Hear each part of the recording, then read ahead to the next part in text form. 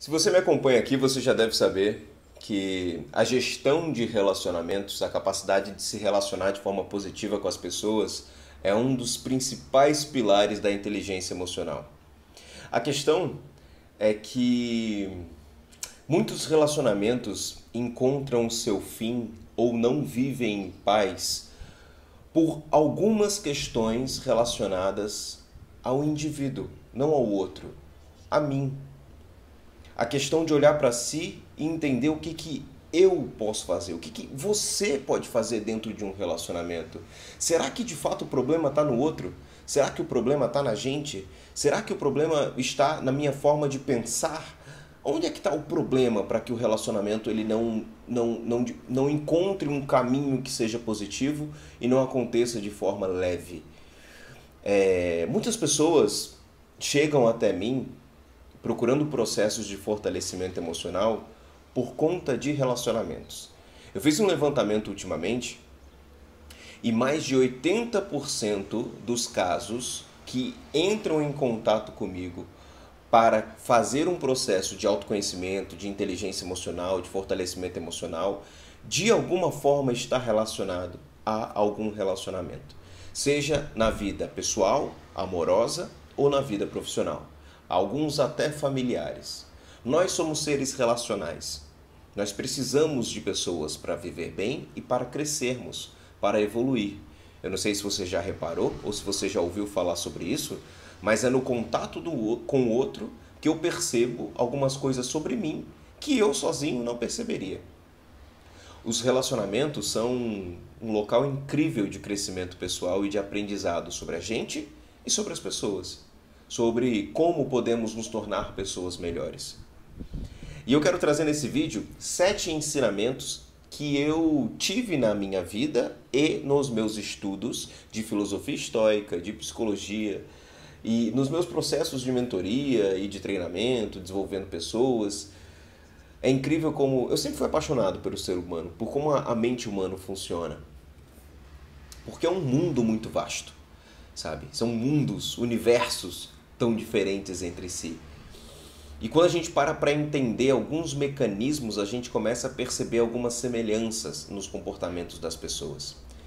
E eu separei aqui 7 principais ensinamentos que eu tive na minha vida, que me trouxeram até aqui a estar vivendo bons relacionamentos hoje, relacionamentos saudáveis, relacionamentos leves, e ter a capacidade de entender aonde eu devo permanecer, em que relacionamento eu devo permanecer, em que relacionamento eu não devo permanecer. E é isso que a gente vai ver no vídeo de hoje. O primeiro grande ensinamento que eu quero trazer aqui para você. O ego é o maior inimigo dos relacionamentos. A vaidade, o orgulho, o ego. Quantas coisas na sua vida, nos seus relacionamentos, você já deixou de viver bem, de viver com leveza por causa do teu orgulho?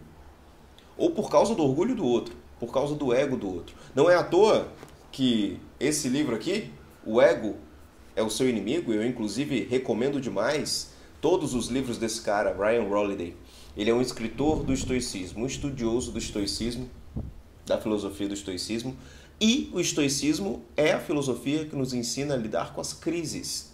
E quando a gente fala de crise, a gente está sempre falando de relacionamentos, sejam eles em que âmbito for.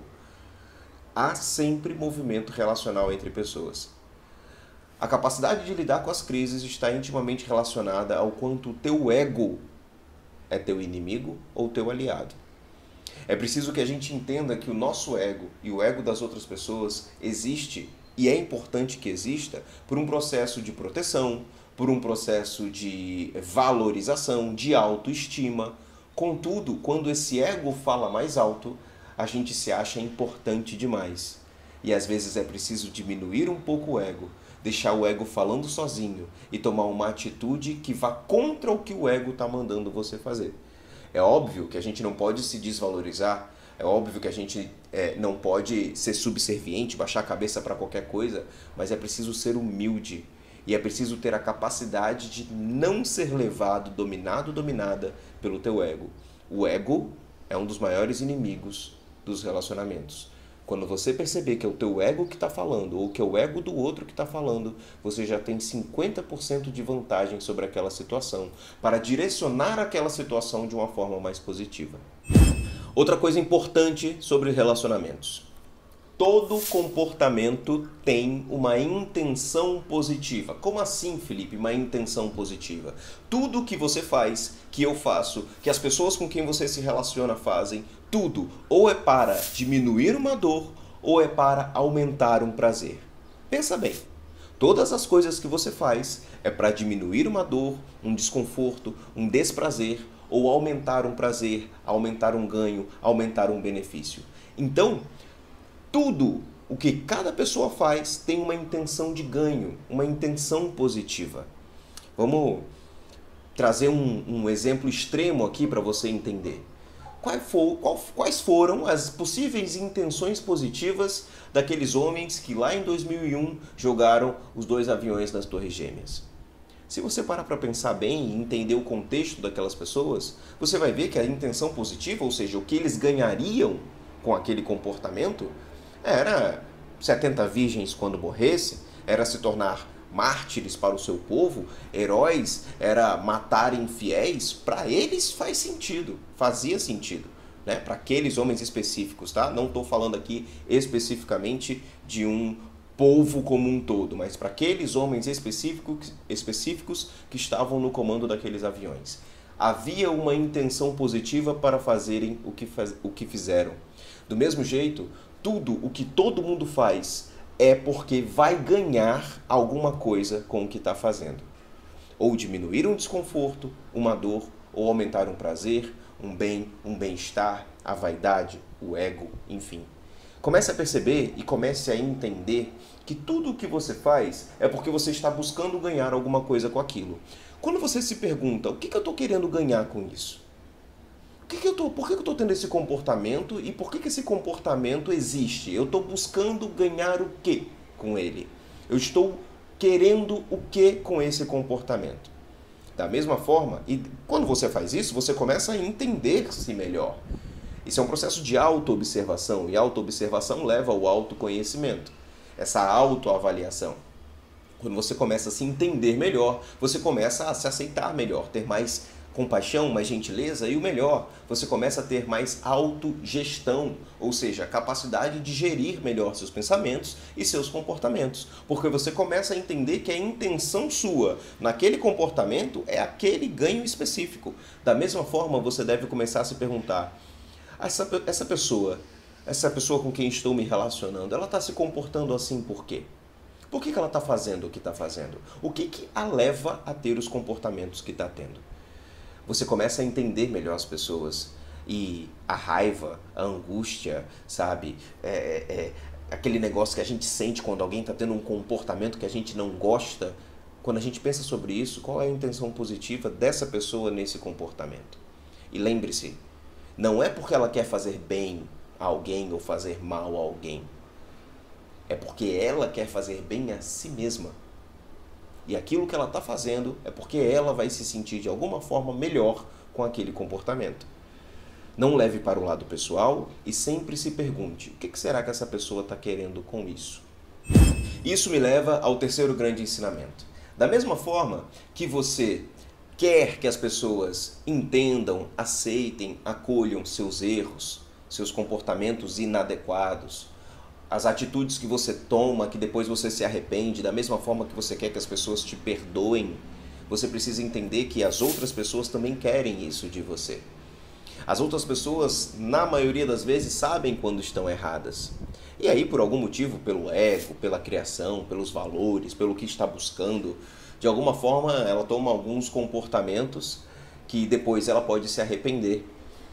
E quanto mais você carregar um rancor, uma raiva, muitas vezes por vaidade. Já reparou quantas pessoas carregam durante muito tempo raiva, rancor por ego?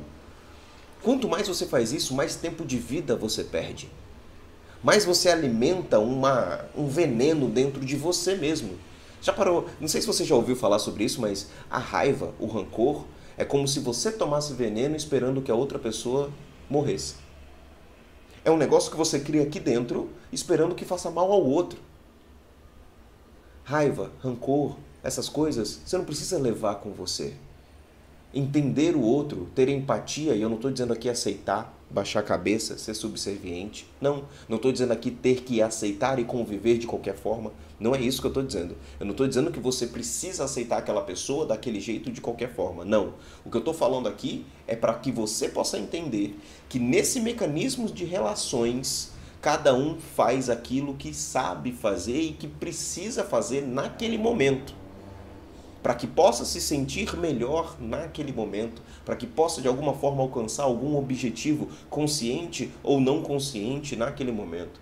Do mesmo jeito que você gosta que seus erros sejam acolhidos, é preciso que você comece a fazer isso pelo outro também. E muitas pessoas querem muito o venha a nós, mas ao nosso reino nada, né? Então é preciso começar a se atentar um pouco para isso também. Outra coisa muito importante. Um dos grandes ensinamentos da filosofia do estoicismo é a dicotomia do controle. O que significa isso? Significa que existem coisas na vida que eu posso controlar e coisas da vida que eu não posso controlar. Quanto mais eu foco e me dedico às coisas que eu não posso controlar, mais frustração eu tenho. Quanto mais eu foco e me dedico às coisas que eu posso controlar, mais poder eu tenho sobre a minha própria vida. Muitas pessoas, e isso eu digo por experiência de campo com os meus alunos de mentoria, muitas pessoas querem que as outras pessoas sejam quem elas querem que o outro seja. É preciso deixar que as pessoas sejam quem elas têm capacidade de ser e não quem você gostaria que ela fosse. Quanto mais você permite que o outro seja quem ele é, mais você enxerga os valores do outro, mais você consegue ver comportamentos no outro que você pode aceitar ou não aceitar, mais você percebe o outro sem que ele tente vestir um rótulo ou uma armadura para poder te agradar. Quanto mais você deixa que o outro seja quem ele tem capacidade de ser, quem ele sabe ser, porque aquilo foi o que a vida ensinou para ele. Se você olhar para a história das pessoas, sejam, e de novo, esse vídeo é para ser... a maioria das pessoas vai assistir esse vídeo por conta de relacionamentos amorosos, e não tem nada errado com isso, mas esse vídeo é sobre relacionamentos interpessoais, pessoas, seja no trabalho, seja na família ou nas amizades, relacionamentos amorosos, enfim. Quanto mais você permite que a outra pessoa seja quem ela tem capacidade de ser, e quanto mais você se dedica a tentar entender por que o outro é como é, no sentido de qual a história da vida do outro que trouxe ele até aqui. O que o outro aprendeu? Se eu olho para a história do meu pai, a forma como ele foi criado, todas as coisas que ele precisou viver, eu entendo o que a vida ensinou para ele. E ele é a pessoa que ele tem capacidade de ser hoje. E cada dia que ele vive, ele aprende algo novo, assim como eu, assim como você, assim como a pessoa com quem você se relaciona. A história dessa pessoa ensinou ela a ser quem ela é hoje. Quando eu digo que deixe que as pessoas sejam quem elas têm capacidade de ser, essa é a palavra, capacidade. Porque ninguém é quem não tem capacidade de ser. Ninguém pode ser o que a vida não ensinou a ser. E você pode ajudar essas pessoas, você pode iluminar um caminho, pode de alguma forma influenciar se ela pedir, se ela estiver pronta para isso. Ninguém muda quando não quer, nem quando não está pronto para mudar. Deixe que as pessoas sejam quem elas têm capacidade de ser. Dessa forma, você se livra de carregar um peso que não é seu, você deixa que o outro seja de forma leve quem ele é, e você começa a perceber, ao permitir que o outro seja simplesmente, você começa a perceber de fato quem é o outro. E se o outro é uma pessoa que você gosta de ter por perto ou não. Quando você permite que o outro simplesmente seja quem ele é, você enxerga o outro de forma mais transparente. E isso vai ser bom para o relacionamento de vocês. Seja para que o relacionamento perdure, ou seja, para que o relacionamento não se encaminhe para um caminho negativo, né? Não se encaminhe para um caminho, ficou meio feio, mas você entendeu. Não siga o rumo do lado sombrio da força, digamos assim. Ou siga, e aí você vai entender o que permanece e o que não permanece na sua vida. Mas o grande ensinamento aqui é você se libertar da necessidade de querer que o outro seja quem você quer que ele seja e permitir que o outro seja quem ele é. Dessa forma, você enxerga melhor os valores do outro, o jeito do outro de ser e o jeito do outro de te amar. Nos meus relacionamentos da minha vida, durante vários relacionamentos, eu tinha um hábito horrível, que era quando a outra pessoa não demonstrava amor do mesmo jeito que eu demonstrava, quando a outra pessoa não demonstrava amor do jeito que eu queria que ela demonstrasse, eu achava que ela não estava me amando. Sendo que eu estava me cegando para aquelas únicas poucas formas de amar que para mim faziam mais sentido e não conseguia enxergar o jeito do outro de amar. A forma da outra pessoa de demonstrar amor. E quando você permite que o outro seja exatamente quem ele pode ser, você começa a enxergar o jeito do outro de te amar. E aí talvez a vida fique muito mais leve. E o próximo ensinamento se conecta diretamente com esse.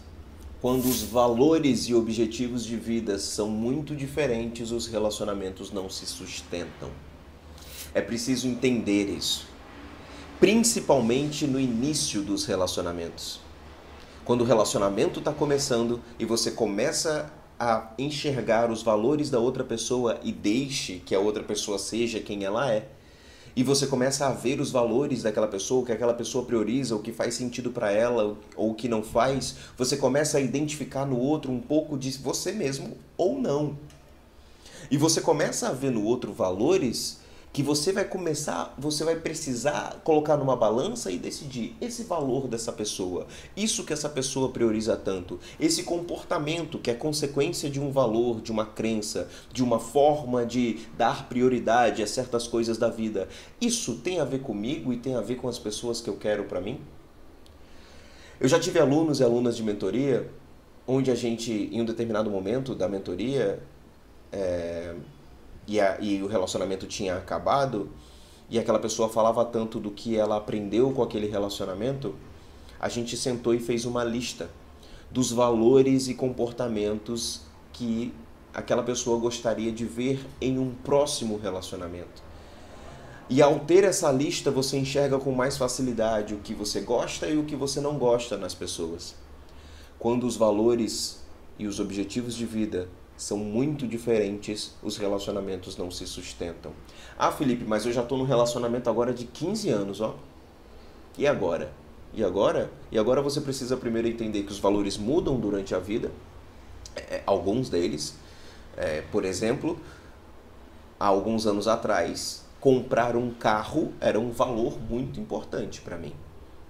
Hoje, eu não tenho carro e não faço a mínima questão de ter. O valor muda. Há muito tempo atrás era valor para mim a forma como as outras pessoas me viam. Hoje eu já entendo melhor isso, já entendo melhor como eu gosto de me ver e o que é importante para mim. Isso significa que eu não valorizo mais tanto a forma como as pessoas me veem. Os valores mudam. E esse é um dos grandes motivos de términos de relacionamentos. As pessoas vão evoluindo. E evoluir não quer dizer melhorar ou piorar, significa evoluir na história de vida. Um câncer evolui, por exemplo. As pessoas vão evoluindo e os valores vão mudando ou não. Se não houver diálogo e alinhamento durante essa evolução e o passar dos anos, pode ser que os caminhos sejam muito diferentes. E chega aqui na frente e são duas pessoas completamente diferentes das pessoas que começaram o relacionamento. E aí, pode ser que o relacionamento realmente não tenha mais sentido continuar. Então, quando os valores não são mais tão semelhantes, ou não são semelhantes desde o começo, e os objetivos de vida são muito diferentes e não há motivo para os objetivos coexistirem, os relacionamentos não se sustentam. E um último ensinamento muito importante, um penúltimo ensinamento muito importante.